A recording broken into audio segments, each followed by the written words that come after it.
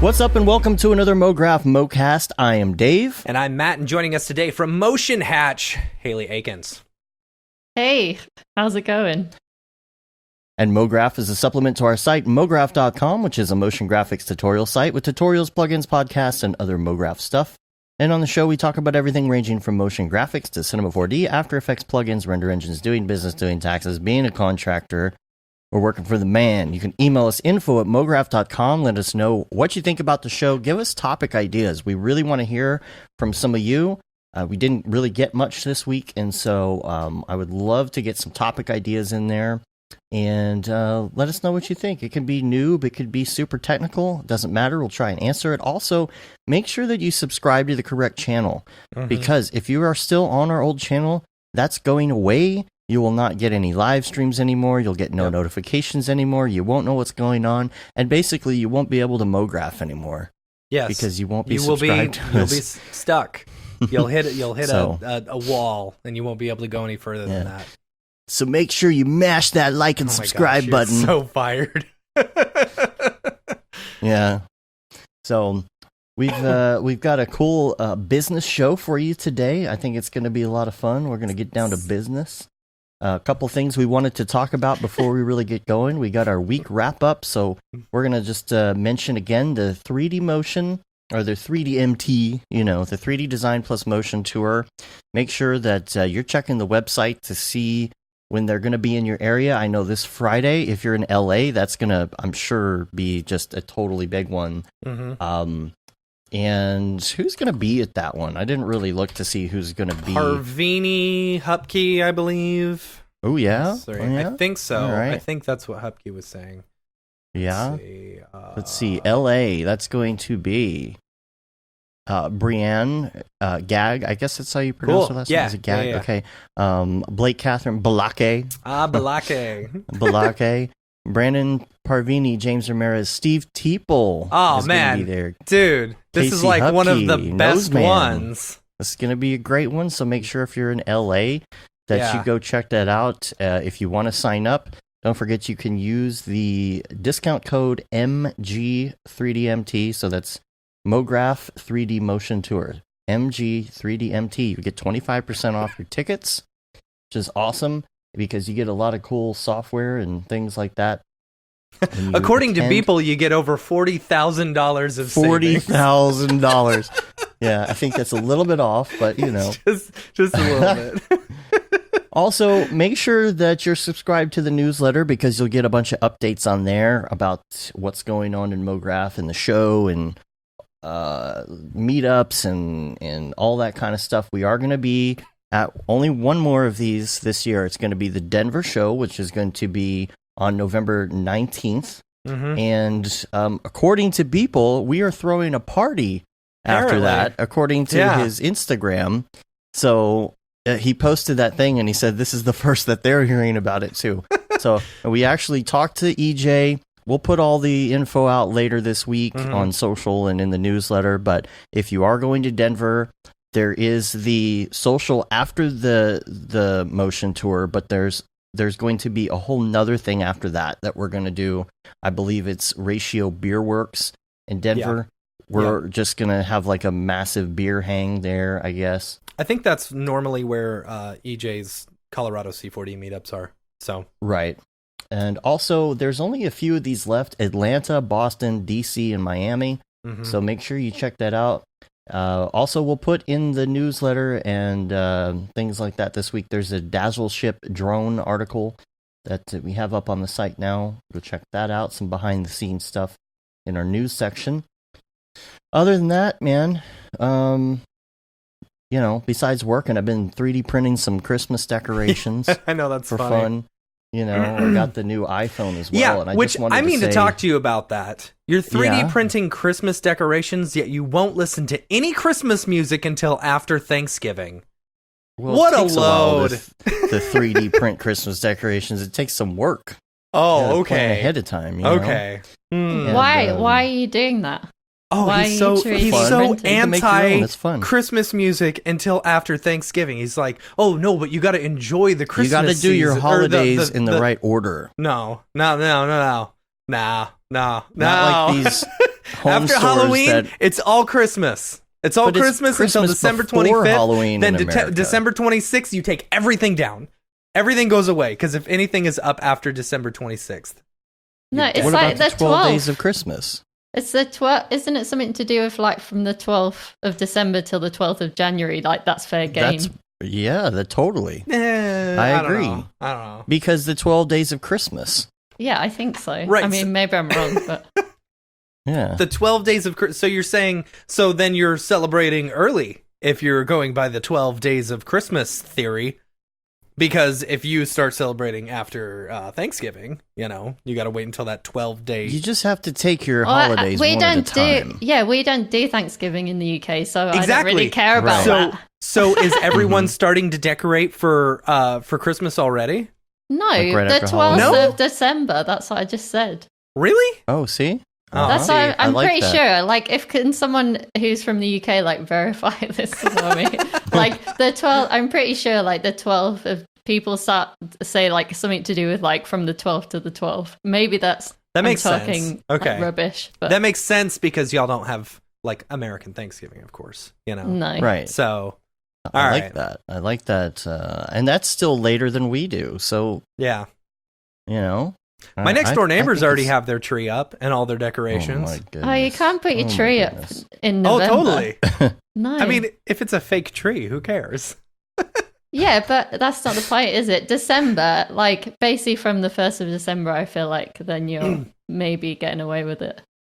Nah. Yeah, see, I start listening to the music the day after Thanksgiving. Yeah.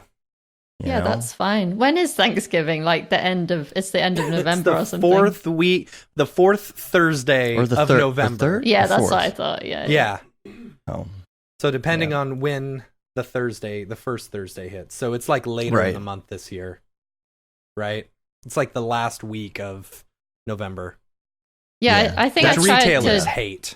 Yeah, I think I tried to do something, then like organize something for Motion Hatch, and people were like, Mhm. "You can't do that because it's Thanksgiving," and I was like, "I don't know. I'm in the UK. Who cares?" You know. That's funny. well, how do you have Black Friday then? Yeah, but we definitely just copied it from the US, and I Okay, don't know So whether it's the that's a same good day thing. as us. Yeah, it's the same Okay. day. Because I otherwise, see. Amazon would be like having a meltdown, right? If they had to do it twice. Yeah. Right? And then they have Cyber See, so I Monday mean, as y'all well. y'all do the Black Friday thing, so you might as well just like celebrate, Thanksgiving as well. Yeah. Well, it's just Right. because people want to sell more stuff, isn't Right, it? that's true. That's true. Yeah. Yeah. Yeah. It's a conspiracy. It's a conspiracy. Well, that's why we've got Black Friday, but we're not going to be like, celebrating Thanksgiving. I don't know. It doesn't make any sense. It doesn't, no. Yeah. Oh, I did want to talk about the iPhone 11 Pro Max that I got because I don't the know light. about that. yeah, it's that got these name cameras. is so long. Oh, I know it's the Pro iPhone Max. 11 Pro It's Max yeah. XR 3D. Sounds like a hair dryer, right. but- That's funny. but it's got the 3 cameras as you Mhm. can see, and I'm loving the wide angle camera. The thing that I had forgotten about until I got the phone was the night shot, and I Yeah. am completely blown away at the night shot because it's basically slow shutter, but it does this thing where it kind of like stabilizes and then puts together this amazing picture. It Yeah. looks so good, and the thing about it is when you zoom in, there is no grain, and I Really? don't know how they do it. It's so good, but you See, combine I that get with grain just from a regular picture on my iPhone. oh man, Yeah, I'll send they're you some so of the bad. photos.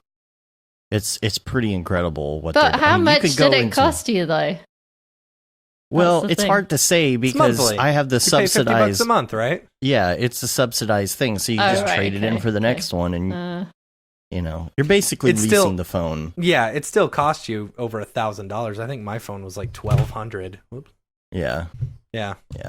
but it's easier to do that way than to drop the full cash on it. But it's just amazing. I put Filmic Pro on it, and you have full control over everything. You've got control over white balance and focus, and even shutter speed, and That's you cool. can do a lot with this. And pretty soon they're adding to where you can record from both cameras at the same time. Oh, that's neat.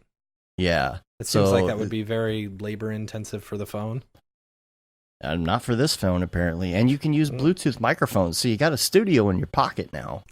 You know? Yeah, but It's- do you think that because like everyone's moving away from Mac, people are going to move away from the iPhone as well? You know, I don't think you so. would think that, but I don't think so. Like, Yeah. because that's the iPhone to me is the only good thing that that Apple still has going for it. That and the iPad. You know, I wouldn't use another. I wouldn't use another one of those devices from anyone else because they've got it pretty well. You know, their concentration and focus is on these devices and not the Mac, which is why everybody left the Mac. I think And everything's going to change once the new Mac Pros come out. You know, you're going to get a bunch of people once the Mac Pros come out and Redshift updates to where they can run on, you know, AMD cards, and the same with OTOY and stuff like that. Once it doesn't matter, you know, people will move back over. I can see a big shifting. Well, yeah, because they're really expensive. You know, we see the value in being in the PC versus, you know, like some people just enjoy the operating system. I know Hupkey, as soon as like if it all works together for him, he'll jump back over on a Mac, no problem. You know? So he's said that multiple times. Well, let's get to some topics. Let's do it. And let's talk some business. First of all, Hayley, you were on the show, I think, before we did video, which was a really long time ago. So yeah, we have a lot of new listeners since then. So I think we should probably start and move back a little bit and just talk about who you are and your background and things like that before we move into everything else, because you know, I don't believe that all the new listeners go back and listen to all the hundreds of episodes from back when. So go ahead, tell us about yourself. This is always the hardest thing, isn't it? It's like how much you want to know, like. So I don't know, like I guess like you want to know like how I got into motion design, or like further back than that, further forward than that. I don't know. Well, give me like a time frame. How you got into it, and a little bit about school or not school, you know. Right. Okay. Yeah. So basically, I went to university and did a degree in film production and music technology. Let's just start from there. That seems like a good place. So I wanted to be in a band, like a lot of people who are creative. And I did film production and music tech, and the music tech side was a bit too techy for me. I didn't really like it, and the film production was more like fun and creative and stuff like that. So I carried on with that. We did some like After Effects modules and Photoshop modules and that kind of thing. And then I did what most people do. I just applied for any jobs in media in like Manchester or London, because in the UK, that was where most of the work was. At the time, the BBC were still in London, so it ended up being, you know, moving to London, and got a job as a junior graphics operator, which for like a sports broadcasting company, which I hated. Did that for like 3 years. worked so you're like doing lower thirds and stuff, like that kind of stuff? Or? Exactly. Okay, like cool. live sports graphics, football, like, well, you call it soccer. Yeah, all of that kind of stuff. So that wasn't fun. And then I kind of felt like I just had, you know, sports stuff on my reel. So I sort of took a sidestep and got another junior motion graphics role. So I basically took a long time doing a lot of full-time stuff, which I don't recommend to everybody else. And then I basically got another job working for an internal production company at Google. And that was good. But I stayed there too long because they have free food and stuff. So I was going to ask you, like the perks, of Google. That's got to be great. Yeah, it was really good, and it was fun. And then like after a while, you just kind of end up doing the same sort of stuff. So like a lot of UI kind of things, you know, recreating Gmail and like clicking around in the Gmail browser, like for a video, like, you know, like kind of product videos, that kind of thing. Right. So after a while, I was like, oh, maybe I could go freelance, but I'm a bit like scared, like everybody is, you know. And I just kind of went for it after like about 7 years working full time, which I know in our industry is pretty crazy. And then I was like working my way up through these companies. So I left as like a senior motion designer, went freelance, had like quite a lot of contacts. So when I like jumped into that, it just, everything like made sense to me. I was like, oh my God, I should have been doing this before. You know, why didn't I like just be brave and take the leap and all of that kind of thing? And I think that I waited too long. So now I think I'm really passionate about like, you know, trying to give people a bit more help in that area because it is really hard. And I had to, you know, just take my freelance friends out for drinks and be like, hey, what do you charge? That kind of thing. There wasn't even any like Facebook groups or anything like, because this was about like 4 years ago-ish. Well, probably nearly 5 years ago. And how many of them actually gave up their rate to you? Yeah, a few years ago, people were very like they held it close to their chest. You know, they weren't going to let it go what their rate was. Yeah, definitely. Like it was a bit like, if I take you to the pub and buy you a drink, will you like tell me what you charge kind of thing? And that's why what I felt like really frustrated at the time. I was like, why isn't there like a website for this? Why isn't there anybody like helping people out there doing this kind of thing? Like, but you just kind of forget about it and you carry on. And then I just kind of really liked freelancing and I really liked doing all the like client negotiation stuff and like going in and working for lots of different people and just meeting loads of people and doing lots of different things. And I kind of liked like doing the businessy kind of stuff. And I don't know, lots of people that I met didn't, and they were like really scared. And I managed to put my rate up like a little bit every year, and like not many people do that. And I just talked to artists that I felt like they were better than me, and I would be like, hey, like what are you charging? And they would say, and it would be like lower than what I was charging. I was like, why are you charging that? Like, you know, you can charge more, right? And I just kind of went through this like over and over again. And in the UK, we charge a lot less than people do in the US as well. Yeah. Which really frustrates me. If I can interject real quick, why do you think that is? Well, I can tell you what the excuses people use. Sure, let's hear it. Is like, well, one, like obviously, people say, well, the companies don't have the budgets or whatever, blah, blah, blah. But like the big thing is people say, well, it's because of like healthcare and stuff. Like obviously we have like, you know, the NHS and stuff here, and they're like, well, freelancers in America need to charge more because of healthcare, which I think is true. But then I'm like, in my eyes, it's, you know, if you're like providing the same value to the client and that kind of thing, we should be like charging like similar, you know, when it's like quite a bit less. So that's a frustration to me. But I think I'm just trying to like get the word out there a bit more about that. And then hopefully it will make people think and kind of try and push. If we all try and push together, you know, I agree. Then, yeah, see, that healthcare, that's BS. Because healthcare for me, like my insurance is $500 a month, right?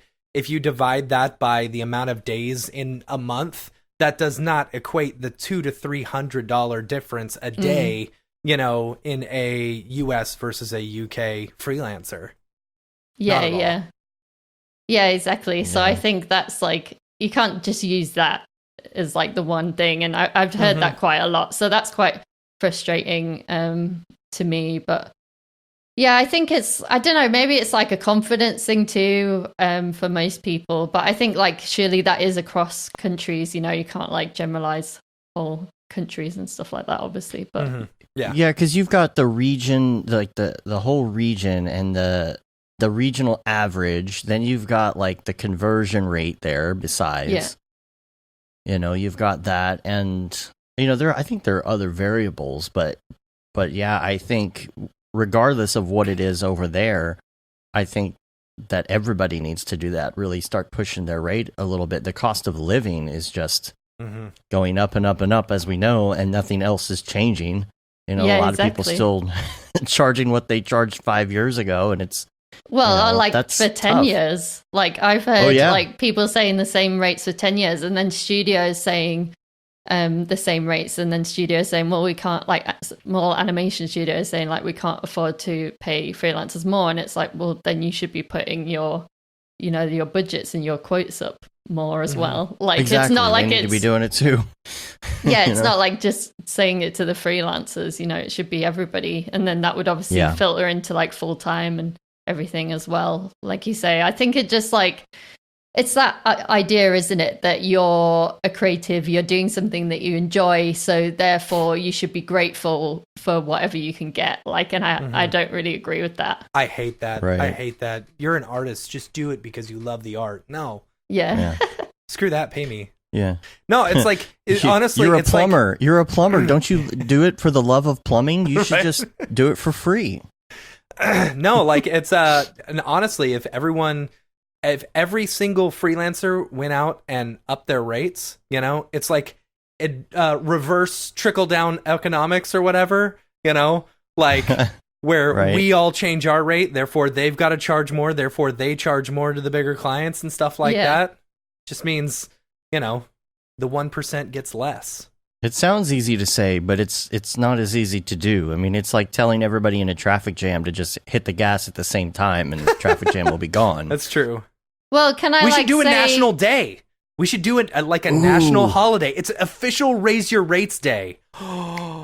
Yeah, I like that. Yeah. And January like, 1st. yeah, January. That's what I was gonna say. Like another thing is what I did that worked quite well was like raise your rate in January and be like, this is my 2020 rate, because then that like makes that. sense to people. That Yeah. that really worked really well. And I just did like 30 to 50 pound each time. Like Yeah. it wasn't like tons and tons like per day.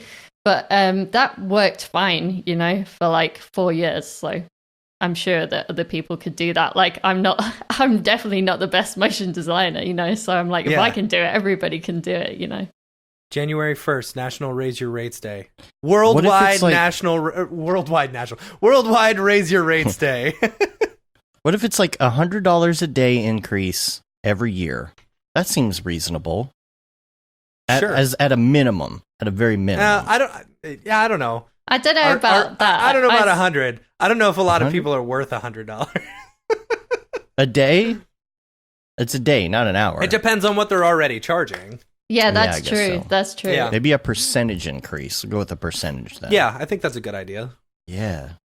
Yeah, and I feel like as well, you've got to do that thing where people are always saying like, oh, if you're like a junior freelancer, and I'm like, I don't know whether you should be a junior freelancer. Like if you're freelancing, you should have had like a little bit of time in a studio. So then like I feel like people use that as an excuse to charge less. And I think like they're probably not that junior, or if they are, maybe they need to go and like get some more training, go and work in a studio, stuff like that, and then like start off freelancing at like a decent rate, Yeah, for sure. You're worth it. No, we can't take that. You are That worth it. belongs to a shampoo company or something. Or make a cosmetics company. Oh yeah, that's true. Yeah. Yeah. But okay, tell us a little bit about the start of Motion Hatch. I think you had just launched last time you were on the show. Yeah, so we launched in November 2017, the podcast. When did I come on? Like October? No, it was What? like a month before. I had listened to the episode before like anyone else. I felt very privileged about that. It was a great that's episode. great. I didn't know that. I thought I came on like after Motion Hatch had launched. That's really funny. Nope. Yeah, so much has happened. Yeah.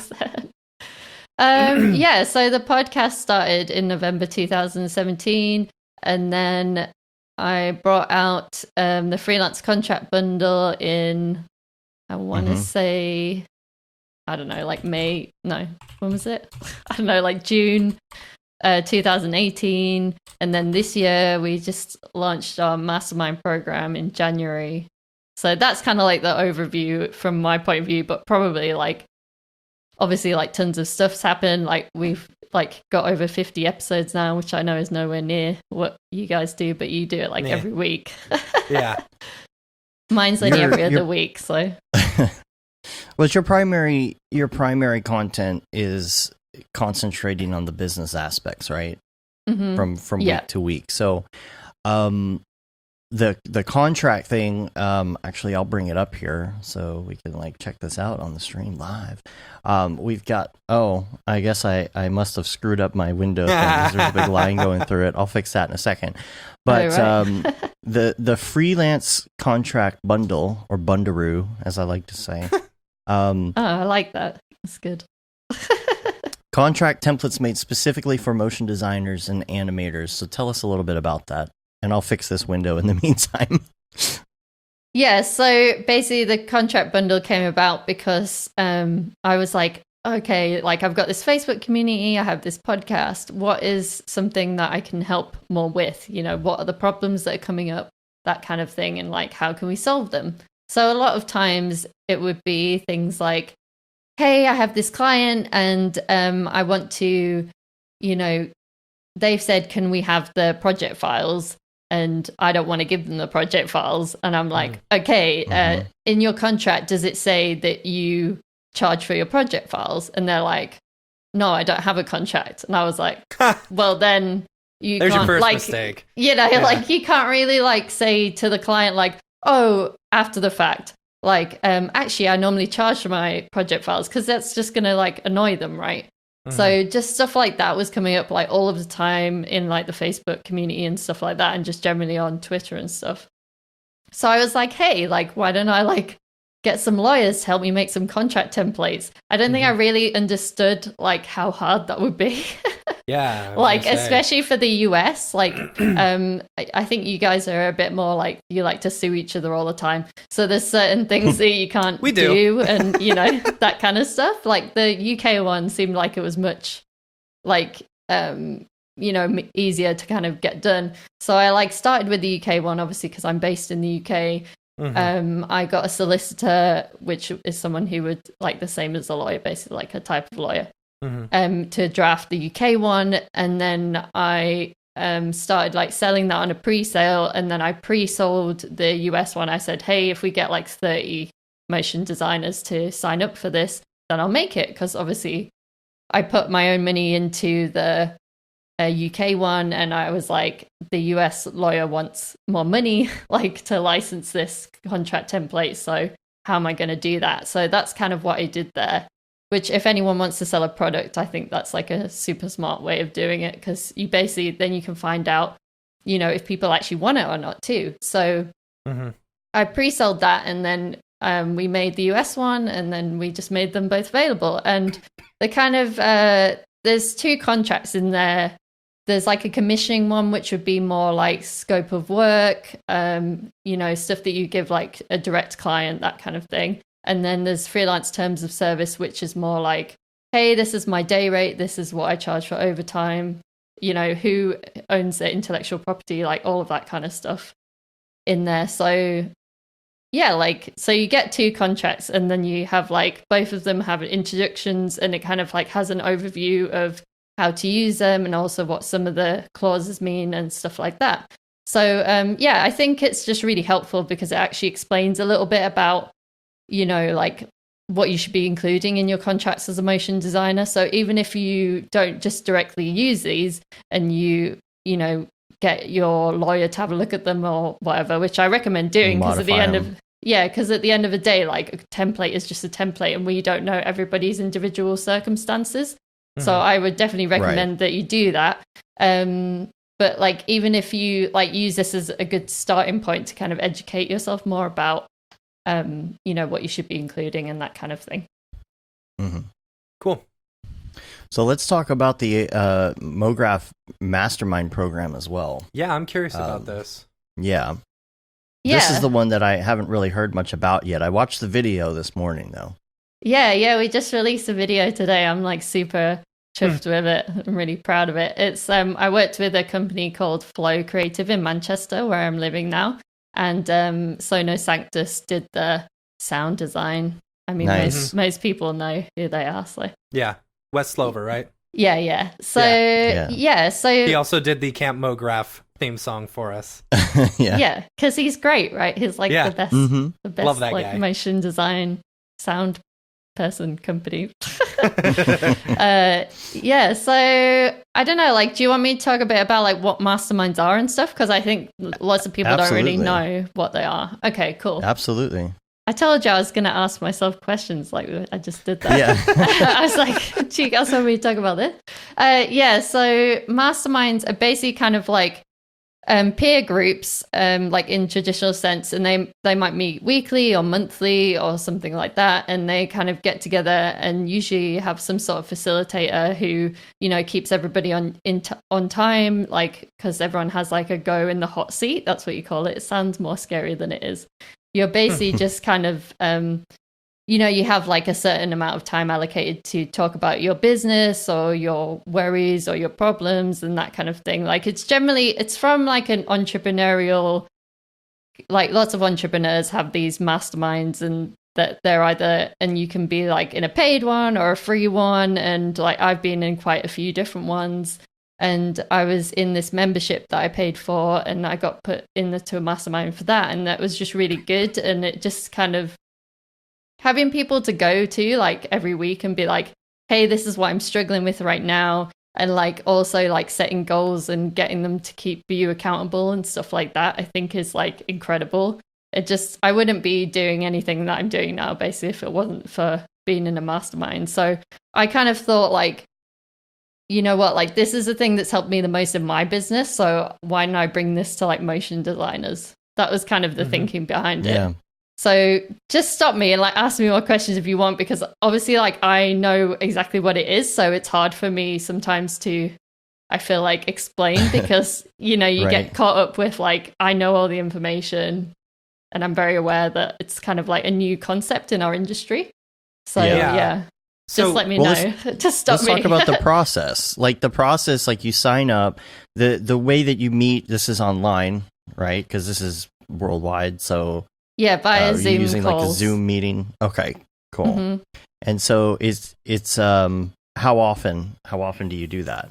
So in our mastermind program, we meet weekly for 8 weeks. So it's usually 7 weeks of calls and then a break. And then the last week, because it kind of gets quite intense because you're like doing an hour and a half call every week. So we like to have a break at the end to allow people to breathe, like reflect on what they've done, reflect on their goals, and basically decide what they want to do, like moving forward, if that makes sense. So yeah, I recognize some of the quotes from some of the people on the site as well, like Allison Butler. She was at Camp Mograph. Yeah, she was. Yeah. So she was in our very first mastermind with Austin Saylor and people like that. So yeah, when I first started it in January, I just did like 2 groups. It was one UK one US one, because I kind of wanted, it was almost like the beta version of it. And then in May we did some more groups, and I brought on Jess Peterson, who has an animation studio in New York called Mighty Oak. So she's really awesome. She knows like tons about business and stuff, because she is actually the more producer kind of person there. Like she's the CEO, you know, exec producer person talking to the clients and stuff like that. And then we just brought on Christopher Bernal for the last session, and I don't know whether you guys know him. He's a motion designer in San Francisco, and he works for Apple a lot and stuff like that. And he does a lot of meetups there and stuff. So yeah, so we've got like 3 of us now kind of mentoring. So it's like you have the traditional mastermind aspect of it where you have hot seats and you're kind of going around and brainstorming your problems and stuff like that. But obviously you have us 3 kind of mentoring the groups as well, and like giving some advice and feedback. And we have like a Whipster account where everyone uploads their reels, and, you know, we go through everyone's work and everyone's websites and everyone's LinkedIn. And, you know, it's kind of broad, like what people use it for. So some people use it because they want to rebrand their website. Some people want to complete like personal projects, that kind of thing. And then some people want to try and like get more clients. Some people want to niche down. Like it's not like a freelance course or something, if that makes sense. It's more like weekly accountability, like setting goals so you can actually like achieve things in your motion design career. And we like, the thing that I focus on is like having so at the beginning kind of figuring out where you want to go in your career, and then like what your overall goal would be over the 8 weeks. And then we kind of break it up into like weekly goals and like hold you accountable to those goals. So, well, let's talk about some of these topics actually a little bit. And let's just say this is being a motion designer in 2020. This is what it is. Like, first of all, goals. I know you, I think you talked on the podcast about goals and not waiting for January 1st. I'm a big supporter of that. Like, I don't think you need to... if it's National Raise Your Rate Day. Right. But that's more of a national holiday now, you know? Right, of course. I mean, that's our new national given. holiday. That's a given that you're going to do that. You don't have to worry about it now. You're just going to raise your rate. First of Jan, sorted. Absolutely. No, I think that you need to constantly be evolving on your goals and changing your goals all the time. And it's just like waiting for January 1st, waiting for the Earth to be in a certain place in orbit for you to change your goals seems like a really dumb thing to me when you could just change it anytime you want. Yeah. You know, I'm not sure what the position of the Earth has to do with it, but so when you go about setting goals for yourself, do you do a dream board, or like how do you go about setting goals for yourself?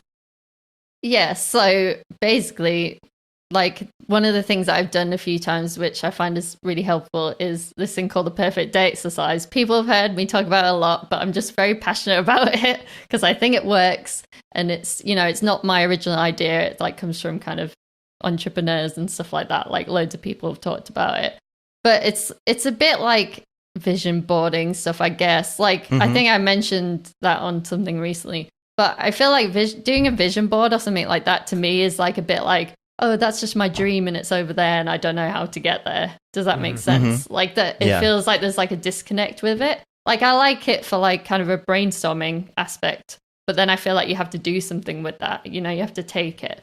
And like, so, you know, you could create a vision board, which is basically just like loads of pictures of your dream life, right? But then if you do the perfect day exercise, what you could do with that is basically just ask you like loads of questions about what your life would look like in 3 years' time. So it's kind of hard and you have to sit and like think about it and be like, okay, it's 3 years' time. It's like a normal day, you know, like a Tuesday or something. I always say Tuesday. It seems like the normalest day. Yeah, but, yeah, it's the optimistic day. Yeah, because you don't want to say Wednesday because that's always the rubbish day. So, but yeah, you're just like, what would you be doing in 3 years' time? Like ideally, when it's a normal Tuesday. So that's like including your work. What are you doing with family? You know, where is your house? Where do you live? What do you have for lunch? And it kind of goes into a lot of detail because it's trying to get you to visualize what you want your life to look like to make sure you are actually going in the right direction. So it's that thing of trying to like align your values, you know, with your goals and stuff like that. So there's like an example that I give quite a lot, but it's that thing of where people are always like, hey, I want to be like an art director at like a big studio and that kind of stuff. But you might think that, but then, you know, if you actually got there, you might hate it. And you might think, actually, I want to be someone who like travels around like the world and like does like lots of work remotely or something. And so if you want to do that, you have to obviously like build your career in a certain way, right? But people just don't think about this stuff. So this is what this exercise basically is designed to help you do. And then after that, what it does is it tries to get you to break it down into like, okay, so that's 3 years away. What are you going to do in like 1 year's time? What are you going to do in 6 months' time? What are you going to do in 1 month's time? And what can you do today to get to this like perfect day? So that's where we start in the mastermind. And that's where I would normally start. And then like after that, what I would do is like try and break it up into like kind of quarters or seasons or something. I think I talked about on this podcast. But it's basically like, because obviously you'll have like a lot of things that you want to do. So maybe you want to like make a film because that's going to get you more clients that you want to work for. Or maybe you're like, actually, I just want to get loads of work, like just from anyone because I want to make just lots of money. And I'm not bothered about what it is. I just want to make lots of money because I want to buy a house soon. Do you know what I mean? So you have to kind of like try and split your time up a bit with these like goals. You can't really like do everything at once. I feel like that's where people get stuck as well. And like, it's really hard for me too, because I've got like so much stuff that I want to do all the time. I always have to stop myself. So what I do is I like have a calendar on Asana, which basically just has like Q1, Q2, Q3, Q4. And then I'll say, okay, so Q1 is focused on this thing. So, you know, like most of this year has been about the mastermind and like, well, obviously like we carry on with the other stuff, but like the focus has been the mastermind, right? Mm-hmm. But I've been like, oh my God, I want to do some YouTube stuff, you know? So I have to like force myself to like push that to like next year or like to a different quarter and that kind of thing. So I feel like people need to start doing this sort of stuff. And I always feel like in our industry, it feels like lots of people just get like dragged along by like their work or their bosses or stuff like that. And they don't feel like they have permission to kind of really figure out their life and like what they want to do, if that makes sense. And even if you work in a full-time job, I still think you could do this stuff like to more organize like what you're doing like after work and stuff like that. And it can be like prioritizing family and like friends and stuff too. Like it doesn't always have to be about your career. Like it's about trying to, I guess it's trying to build like a business around what you want to do, like what you love, but also around the life that you want. That's kind of what I'm really passionate about, I think. Well, it's really hard sometimes to prioritize those things when your priority of trying to make a living comes up first. You know, for example, you want to go do this thing on the side or do this project, or, you know, I want to write a book or something like that. You put it on your list of things you want to do maybe next quarter, but then all of a sudden like, oh, I'm behind on getting clients and I got to concentrate on that. And then a big project comes up and then that big project takes way too long. And like Mr. Wilson says here in the chat, I agree with the comments on trying to do everything at once. You know, I always want to do all the things, you know, I want to try this software. I want to learn this thing. I want to 3D print Christmas ornaments. I want to, you know, and so that stuff tends to get pushed aside. And I guess the only way that you can maybe manage that is to reevaluate at certain intervals. How do you manage that, and how do you keep yourself accountable? Yeah, so I think what this is about is trying to like prioritize your goals and the things that you want to do, because it's so hard. Like it's always that thing. I feel like I find this stuff the hardest, and that's probably why I like teach it to people, right? Because you always teach the stuff that you struggle with the most, because I'm always thinking about it and trying to figure it out for myself. So things that have helped me particularly this year is like making like kind of like a brain dump of like everything. Just like get it out of your head, just write everything down. You could do it wherever you want, like preferably somewhere like Asana, Trello, Millernote, that kind of thing, just so you can like move stuff around basically. So you do that, and then what you do is you like number those things like 1 to 10, and the 10s are like, you know, that they're like the top priority things that you either have to do or you really want to do. And like you might think, oh no, but I can't decide. But actually when you start doing this, the numbering, your like subconscious kind of comes up and it like puts the numbers in for you almost. Or like there's something where you like, you know that you should put like a lower number, but you don't. And then you've got to really think about why is that, you know? It's like you're testing yourself in a way. Reality starts to set in. Yeah, exactly. You're trying to figure out like, well, what is my actual priority? And then what I do is like move the priorities over like to the next column, and then like have some questions that are like, okay, well, what's gonna make me the most money? What's gonna help my clients the most? What's gonna make me like the happiest? Like I can't remember what all the questions are, but if anyone's interested in this, I've got like a little template I can send you. Or we could put it somewhere or whatever. And the same for the perfect day exercise. We've got that on our site, so if anyone wants it. So you do that, and then you basically have another column. So you're kind of like basically filtering the stuff out as you go along, right? Through these different, like, I don't know what to call them, like pots or something. And then when you get to the end, it says like, okay, well, what like could be delegated or automated, you know, which is something that we never think about as motion designers. Like, is there something that you could actually like automate in your career? Like, is there things that you do every day that actually just a bit of software that could help you with, or at least like make your life easier? And then, or like delegated is, you know, could you hire someone else to help with these things, you know? And I've just started to get into that kind of thing in my business. And like, it's terrifying. but it's just really like eye-opening once you start doing that stuff, because you value your time more, I think. And so you're like, okay, if I could pay someone else who's like to do some like admin stuff who's cheaper, and like, you know, because my time like to a client is worth much more money, then like why don't you do that, you know? That's the hard thing, because when you get to the point sometimes where you're ready for that, you don't necessarily have the money to spend on that.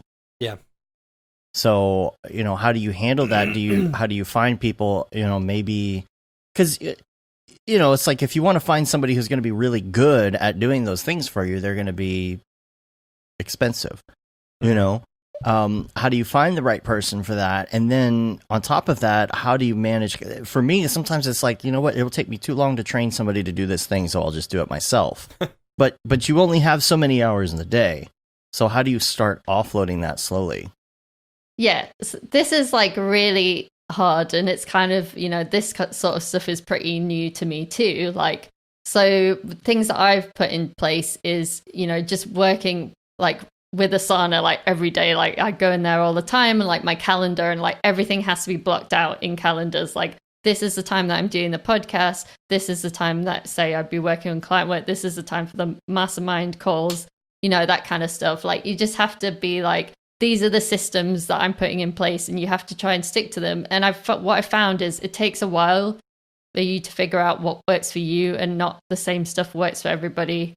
But yeah, so like I have like a couple of virtual assistants, and what I do with them, they have like Asana boards basically. And now I've just started doing something where in Asana you would have like the summary of their task, and then you would have, you know, below like when should they mark it complete, and then like some of the questions. I can't remember exactly what all this stuff is, but it just like makes it more clear to them, because when I started to hire people and stuff like that to help me, like just with like admin stuff, and it doesn't cost that much if you're not getting them. Like, you can hire producers and other motion designers to help you, but you can also hire people just to like, you know, I don't know, like clean your email up, respond to emails, make some appointments for you, like, or you could get Calendly to like make appointments with your clients. Do you know what I mean? Like, it's just little things. And so that stuff doesn't, some of it you can even do without like having like some sort of assistant, virtual assistant or something like that. You know, you can just like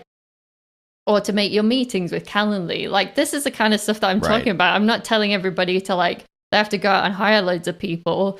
But then if you are someone who's like got too much work, and you're like, oh, I've got all these projects and clients keep coming to me, and they're always like saying, hey, can you do all this stuff? And I'm just overworked and I keep taking everything. Like, maybe then that is a couple of projects that you could give to like someone who's a little bit more junior than you, and you can kind of like help them a bit, you know. And even if that is you working remotely, you know, I had like a few freelancers that I trusted that I would say like, oh, hey, you free? I'm like, you know, I've got a bit of like work that I can't do, and then like, you know, pass it on to them and stuff like that. But like, whereas you're managing the projects and stuff, like we've had people in our mastermind who have like got into that position. I think it is hard, but it's, you know, when you first start like kind of hiring other people and stuff. But I think after a while you get used to it. And then, you know, just doing stuff like talking to lawyers, like having like a lawyer or a solicitor in your corner. Like, I never thought that I needed a solicitor, but I've actually talked to her so much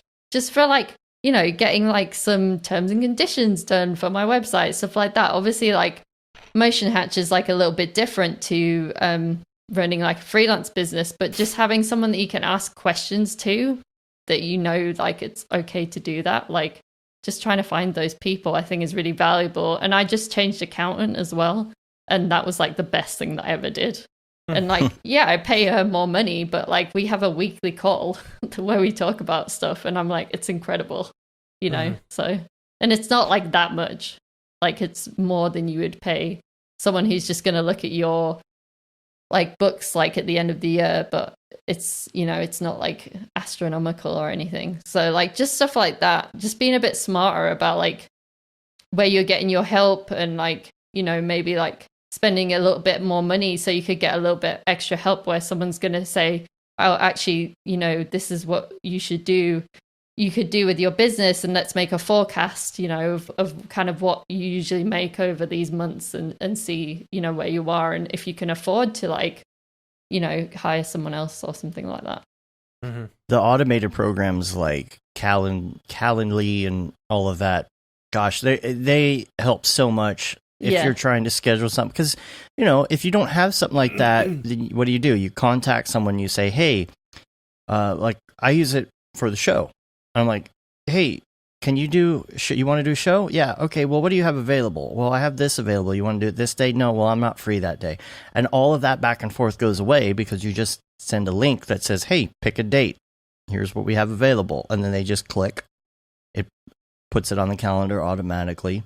That kind of stuff is great. And then breaking up, I think, tasks, getting things done method is kind of where I come from. I don't use their software anymore, but I still use the method because I use Todoist, and you can basically do the same thing. But it's taking a project and kind of working backwards and saying, okay, well, we want to get here. How do we get here? What are the steps in between? And if you break it down, you can set due dates for those individual pieces and so on. So do you use what do you use for the to-do list? The same program? I use Asana, but it's like, so I like kind of put everything in like as projects, and then like that refers to my like quarterly kind of calendar, if that makes sense. And then my weekly calendar is like my Gmail sort of Google calendar, because I like that because I can just put it on my phone and stuff. I tried loads of different ways, like doing it on a wall, you know, all of this stuff. But with the Google Calendar, what I like to do is like block tasks as much as possible. You know, so you do like, you know, you'd be like, oh, this is all my client work. This is like my personal project day, and just try and make stuff like a regular thing. And it is hard when you're a freelancer, I think, but you could do stuff where you could be like, hey, I've got like this hour here before like I go to work, and I can fit in some personal work here, and I could do that like every day. I feel like if you're trying to do like personal projects and stuff and you feel like you don't have much time, you have to be like really smart about like, actually, when can I carve out these like small blocks of time to like do it regularly, and like hold yourself accountable to that, or like get other people to hold you accountable, which is what a mastermind is great for. But and like I have stuff like I prioritize in my calendar as well, in the Google Calendar. So I'll have like, okay, this is like the stuff that makes me money, and that's like all in green. This is like more content stuff, so like more marketing, you know. So freelancers could do this too, because it could be like your client work is green, you know, blue is like marketing, you know, and then like I schedule out my emailing and social media, because otherwise I would just be on that all day, every day, you know. So I do that like 8:30 to 9 a.m, like do like emails, and then like have like a block of like focus time, and then like just after lunch, like another block for emails, social media, and then before the end of the work day. And then what I do is at the end of the work day, I look and say, okay, what haven't I done? And then I can move that along if I haven't got it done. And I try and keep Fridays pretty free. Like, it never really happens, but the idea the idea is to keep Fridays pretty free, so then when you have that little bit of overflow, you're not kind of going into the next week, if that makes sense. Right. Like, we try to keep our Mondays free because we know we're going to be doing mostly this. Yeah. You know? Yeah. But one thing that I do like to do is make sure I try and schedule all the things where I have to leave and go do things for one day, whether it's having lunch or, you know, picking up the kid or whatever it is for that day to go do something. Put it all in the same day. Put all the calls, like when you got conference calls, try to put them all in one day, so you can just do call, and it's not interrupting between things. Because inevitably, when you do that and you sit down, and I'm overzealous, like I'm like, oh, I'm going to do these 5 things today. And I never learned my lesson, because I'm only going to get to 2 or 3 of them, and the rest is going to get pushed to tomorrow. You know, I mean, that's what Todoist is great for. You know, you can just say reschedule till tomorrow. But if you forget about the time, you got to stop and do everything. You got to stop and run to the restroom. You've got to stop and go get a cup of coffee. You got to take this call. You forgot to email this person. And so I'm the same thing with email too. You know, you get sidetracked by that. That's why you got to put it in the calendar. That's why you got to put it in. The email. Yeah, put and the email. This yeah. is when I check my email. This is when I check my email. And like, just try and make it like 3 times a day. I mean, I probably don't like really strictly stick to it, but at least I know, oh, I've got this time in for my email, so I don't need to check that now. You know what I mean? Because it does really help. Like, it becomes a distraction. Like if you're working on one client's project and the other client from another project emails you at that moment, and unless it's an emergency, which they should call you for, unless it's an emergency, there's nothing you can do right at that time because you're working on the other project. So what's the point of going and reading it right then? And I'm very strict about that. I do not set my phone to ding every time I have an email. I think that is the worst distraction in the world because it's, shiny pennies, like if squirrel, I did that now, I'd be like, oh, honestly, it's ridiculous. I think I have like 4 different email accounts. If I had all of them going off on my phone all the time, it would be like crazy. Like even just having the phone next to you, right, without the notifications, you still check it. Man. So you don't need the notifications. Like I do not need Instagram notifications on because I'm going to check it anyway. Like it's turn crazy. all of that off because it's like you see the corner of your eye, something's flashing, and you're like, I don't know if it's important or not important, and I'm gonna pick it up and look at it if it goes off. But with that, and I the email stuff, I just do not understand. Like some clients are so big on, did you get my email? Like they will text you 5 minutes after they emailed you and say, did you get my email? Well, no, because I don't check my email all the time. And I don't know why that expectation is there where, somebody sends you something on, at night, at 8 o'clock at night, and they expect that next morning at 8 a.m. that you should have already read it and made the changes. Like, I don't get that.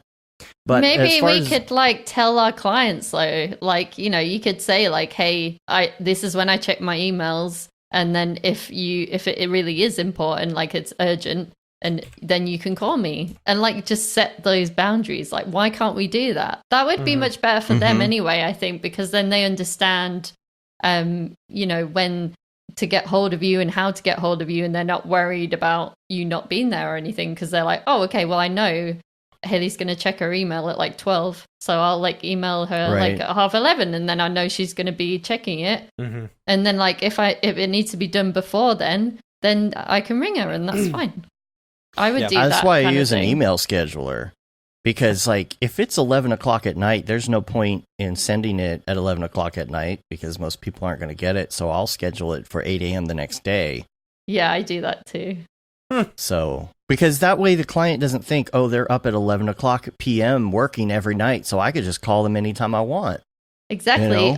Or you get into that thing if you email people back straight away. And then they're like, oh, now you're on the email. So then we're going to have like a conversation. Yeah. And it's like, no, like. Hey, while you're up, can you make these changes? Yeah. I know it's 11 o'clock at night. I know you're not doing it. You don't have a life, right? Right. Is there a way, I need to look at that. I wonder if there's a way you can set an autoresponder for off business hours just to say, I got your email, but I have a life. And you probably I'll get back to you. I'm sure you can. You just set away from office, right? Out of office. Yeah. But I think like Jessica Heach, do you know her? She's pretty like prolific with this stuff. Like she has a autoresponder that says she used to at least. This is when I check my email, like blah, blah, blah. If it's an emergency, you can do this. And like, I feel like just like having that every time that someone sent you an email. But I like the idea that you could have it when you weren't going to be like, like during the day or whatever. I think that's a good idea. I've had something on my to-do list for... What if you put it on your tagline on your email? that's Hours are smart. From so-and-so to so-and-so. That's a good idea. Yeah. Yes. I think that would be good. There's kind of a thing that I want to do, like putting together a primer sheet, like a one sheet, hello, new customer. This is how we do this. This is how approvals work. This is how all of this works. So if you want to, like for example, somebody the other day sent some changes as a comment on a Dropbox video. Yeah. Okay, I'm not necessarily going to get that notification at least right away, So if you really want me to see this, then reply to the email. Yeah. Because then you're going to have everything in one place and not these weird sporadic notifications in my desktop, something or other that I might have turned off. Yeah. Yeah, that's why I like using like Whipster and stuff like that, because I feel like then you can comment directly on the video and like Frame.io or whatever, and like you don't have this like, I hate the whole time coded, here's this feedback, here's this feedback, and then like from a different person, like with different time codes, and then you're like, oh my god, like what's going on? And then you run into what constitutes a round of revisions, because somebody sent these changes and you started on them, and then someone sent more a primer sheet and saying, here's my email hours, this is how revisions work, make sure that you do all your revisions from everybody who's involved in the project in one go and not in like 13 goes, because that'll be 13 revisions. Yeah. Well, I think it's like that. That's when like the contract comes back in as well, isn't it? Because you would list all the revisions and that kind of thing on your contract too. So like quite a lot of stuff would be on the contract, but I guess like not the email. Well, you could maybe put working hours. Yeah, I don't know. Like the thing is, like, I feel like the one sheet, like I feel like the reason we need to do the one sheet is because people don't read contracts. Yeah, because it's it never amazing fails. how many people we have sent contracts to. They have signed it and then have asked questions, and we're like, you obviously did not read the contract. Right. Oh, wait, we're supposed to pay you right now? Yeah, read that's the why contract. We haven't started you literally yet. Signed it. You said, I will pay this money down before the project starts, and then you're asking, why haven't you started the project yet? At least you have the contract, though, and then you can refer to it. But I like the idea of, like, you could say, like... Well, I think you still have to try and get them to read the contract, right? But this is more like, it's like a process document. That's the kind of thing you're talking about, right? Mm-hmm. Yeah, I like that. I also like that calendar idea. I mean, I do try and put projects and stuff on the calendar. I don't put everything on the calendar, but when you start blocking things on the calendar, it really gives you a more visual representation of how much time something's actually going to take and how busy you are. You might only have like 5 things on your to-do list, but if you put that into your week, you might be like, oh, this is all I can do this week. So that definitely really feels helpful. When you do to-do list stuff as well, do you do priorities and all of that on there as well? I guess since you use the same program, it probably goes hand in hand with goals. It's almost like the goals and the to-do lists are probably very similar. Yeah, so what I generally like I would do like the perfect day exercise stuff, then I would do the priorities, then I would move that into like quarterly goals, and then that would go into like Asana, and then from Asana it would like go into your week. Like that sounds like quite a lot, but this is like you don't have to do like the long-term stuff and the quarterly stuff all the time. That's just like a quarterly review, right? So like actually that's where it comes in helpful, because I have my own mastermind, right? And we do quarterly reviews. So that's the time that I use to with them, and we say, okay, well, what were your last quarter goals? What are these quarter goals? And then you can adjust your quarterly kind of calendar to reflect that, basically. Mm-hmm. Is that how you do project management as well? Because I know when it comes to project management, then you're dealing with other people's to-do lists, and there's no way to get everybody on the same to-do list system, or people to even use to-do lists for that matter. So if you're working with somebody else in that aspect, how do you manage their to-do list? What do you mean, like a client or? A client or somebody that you're hiring to do something, here are the goals for you. You might have their goals written on your to-do list, but they don't have that to-do list. Yeah, so like in terms of hiring people, I have they have like their own Asana boards in my Asana, if that makes sense. So I put their tasks in there, and then I'll put like a deadline, because you can just sign a date in Asana. Like you could do this. Is Asana similar to Trello? Yeah, it's like pretty similar to Trello. Yeah. So you just like assign a date, and then I have tags for priority, like a priority tag. So then they can that's how I like prioritize for them. But then it's up to them to kind of work that into their schedule. Right. Yeah, exactly. Well, yeah, that's how Todoist works too, because you can have Todoist groups. We have a company version where you can assign things to other members and set dates and priorities, so that's helpful. It's still hard though, because there's people that you end up working with who don't have that system, or inevitably they have a different system, and it's hard to make those things kind of meld together, so there's still that weird there's that whole weird thing. Okay, you're going to do this thing, I'm going to do this thing, but then they might not do theirs because you have no way to send it to them. I can't send my Todoist to somebody who's using OmniFocus. Yeah. So. Yeah, but like Asana, like we're just using the free version, as long as people are okay, like using like that thing. I think if you're managing the project or you're the person who's hiring someone, you can definitely dictate like how you communicate, like, and you say, this is my company's processes, and you can even try and do that with your clients too. Like, like we have a process where we use Whipster, and that's where you're going to send us all the feedback. And this is how you're going to notify us of like the stuff, like by email when you put everything in the Whipster, just in case we don't see it. But then all the comments go in there, nothing goes in the email, that kind of thing, I think it's just question. Like, yeah, sorry. How often do you do your perfect day? Like, do you reevaluate your perfect day? I probably don't do it as much as I should, but I would recommend doing it like once a year, I think. Okay. Because I think that even though you're trying to do in 3 years' time, right, stuff changes all the time. So like I think it's just like trying to sit down and do this stuff. But what I've like tried doing other stuff as well. So like I was doing like a mini journal every day for a while, just like writing a sentence or two. And I feel like that really helped because that kind of just gave myself a little bit of time to not just think about work and be like, okay, what am I doing? Like, what am I thinking about? Where am I at?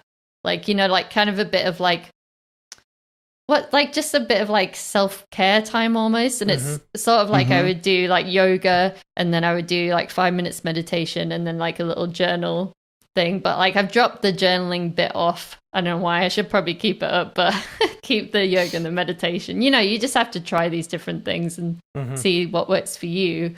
But that's really helped me because I would just be a workaholic like if I didn't do that kind of stuff. And I started running too. And just having that space just lets you mull on this kind of stuff, I think, too. That's a hard thing for me to do.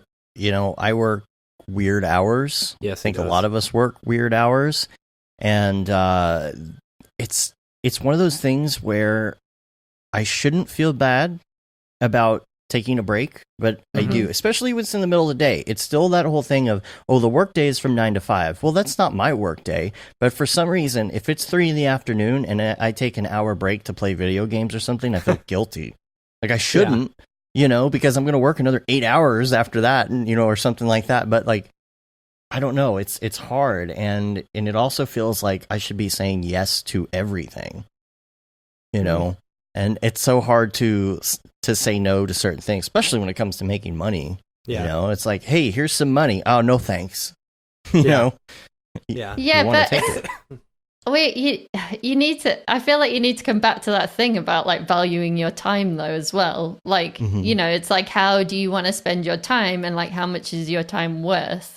Because it might actually be more worth your time to take a week off and do a personal project so you can get better clients than you have now who are paying you less, that kind of thing. For sure. And then also your health and your happiness should be a priority. So this is what I've just started to do like in the past year or something, is like really be like, no, like I'm super busy, I've got loads of stuff going on, but I'm going to go out for a run, even if it's like 10 minutes, like a mile or something, like just to keep that habit almost. So even if you can't do this stuff like fully to the extent that you would like to do it, I think just building a habit of doing stuff frequently really helps, because then when you do have a little bit more time, you're like, okay, well now I can go for a half an hour run, I'll just make sure that I keep up the habit, even if it's like the shortest amount of time possible, like just so I know that I've done that, I've gone out, I got my heart rate up, I had the space to think, I wasn't like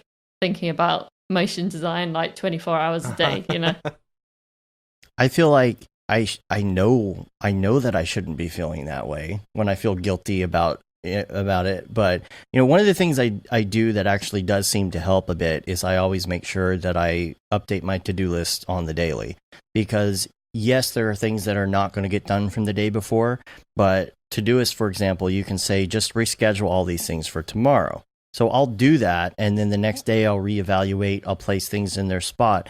The way that the GTD method works is you have your inbox, and just like you said, all the things from your brain are going in there so you can organize them later. But what helps me in not feeling guilty is the whole out of sight, out of mind thing, where I'll take, okay, here's 8 things I need to do this week. I'll put them on the days they need to go, and in the morning decide, okay, these are the 2 things I have to do today.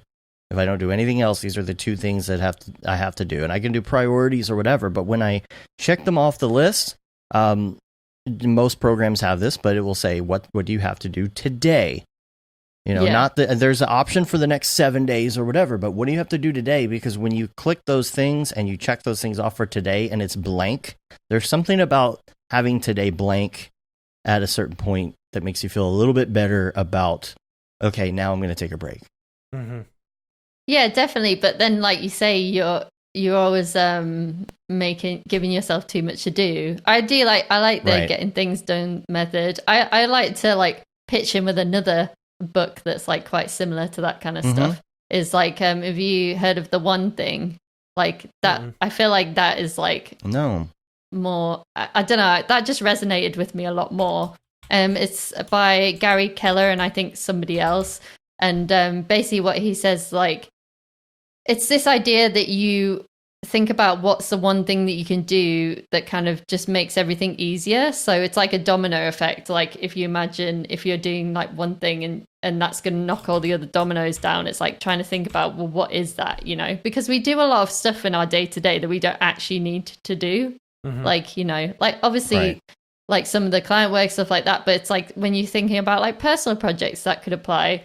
And I think his quote, his like thing that they just say over and over again, like, and phrase it in different ways. But it's like, what's the one thing that you could do today so that by doing such everything else would become easier or necessary? And I just try and remind myself of that like all the time. And, I'm not perfect at this stuff. I'm not saying that I am. I'm just saying this is what keeps me going, I think, and what keeps me focused on the things that I need to get done to build the business and the life that I want to build, basically. There's something that I've been noticing in the last few months as well for myself, which is when I have these other projects going on, if I at least touch them for even a second within the day, I feel a little bit better about it. For example, while we're making money, I'm working on the Houdini. I'm working on a million things, but I'm working on the Houdini course that we're going to release, and it's a daunting task. It's 40-something hours of editing, and that's if you were just playing it straight through without stopping and editing or doing anything else related or uploading or encoding or whatever. And it feels so overwhelming, and I'm trying to get it done. But for example, last night I had 1 hour of time. I said I'm going to open this up. And I'm going to edit it for an hour, and in an hour I'm going to stop. And I got that done, and Did you felt stop so at an much. hour? I actually went a little bit longer because I was right at the end of a chapter.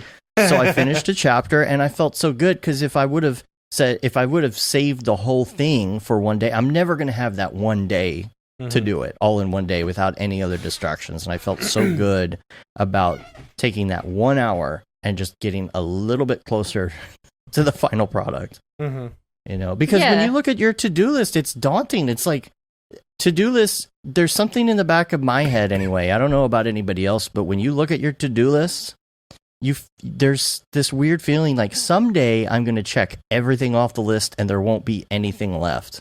You're never going to on do that that. day. Yeah, you'll be dead. That's it. And you won't be able to check it off and feel good about it because you'll be dead. But do you not have that thing like in Asana? I don't know why I'm talking so much about Asana. Insert This week's like, episode app brought to you here. by Asana. Yeah, they don't have an affiliate link or anything. It's terrible. But they have like the cards where it's like your main task, And then you can put like subtasks in there. So that's how I organize stuff, because you can always break stuff down more. People never do that. They always put like the one, like the big overall thing, like, you know, do show reel. And it's like, well, no, what are the little bits of that? You know, like what is the like collect footage? You know, like do the intro, find a piece of music, you know, and if you can easily check those things off, and then it makes the get show reel done task like less daunting, because you've just done these little tasks, and you say, okay, well, I'm gonna do that, like, you know, work on this for an hour a day, like you say, and then I'm gonna kind of get one of these tasks done per week. You could pretty quickly get your show reel done doing that, but no one does it like that, and they just leave it on their, you know, to-do pile as just get show reel done. And that's never gonna happen. You know, we talk a bit about like SMART goals in the mastermind as well, which is like, you know, like it's basically like a test. It's something that like a lot of people use in business and stuff as well, but basically it's like an acronym where it's broken up into like, is it specific, measurable, attainable, relevant, and time bound? And it's just like a test for your goals, and I feel like that really helps me break stuff up too, because otherwise you just don't know like when you're going to do this stuff and things like that. So it's like, you know, like obviously specific is like, when do you want to achieve it? Measurable, how will you know when it's accomplished? That's like the hardest thing. Like people just like don't know. They're like, oh, I don't know when it's going to be done, you know. Attainable, how realistic is it? Is it relevant to you? Like it sounds obvious, but people don't think about this stuff. And time bound, like, does it have a deadline? Because you can say like get show reel done, but if you don't say by what date, then you're never going to do it, basically. Right. And Todoist does that too, where you can put in a subcategory and then say, okay, here's the due date. So at least when you look at today, you only see, you know, get footage. You don't see the whole entire task as a whole. Right. That definitely helps. Yeah, I think so. Well, we'll open it up to questions in the chat, I think, a little bit. And while we're doing that, while we're waiting for any questions that may come up, I do want to quickly do some links. This